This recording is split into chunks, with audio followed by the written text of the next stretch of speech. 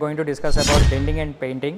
So చాలా మంది denting and painting ఇంటికి వచ్చి చేస్తున్నారని ఈ మధ్య రీల్స్లో చూస్తున్నాను. బట్ రీసెంట్లీ ఒక కస్టమర్ వచ్చారు i20 కార్.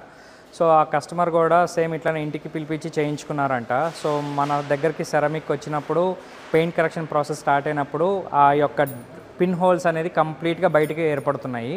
అది ఎందుకు జరిగింది అంటే ఆ పిన్ హోల్స్ అనేది వీళ్ళు డస్ట్లో పెట్టి చేస్తున్నారు. సో ఇప్పుడు వర్త్ వాడితే 20 lakhs ఉంటుంది పెయింట్ బూత్ అనేది.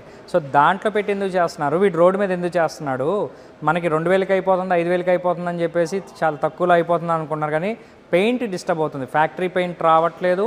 అండ్ సెకండ్ థింగ్, డస్ట్ వల్ల పిన్ హోల్స్ పట్టడం వల్ల మీ కార్ని మళ్ళీ రీపెయింట్ చేయాల్సి వస్తుంది.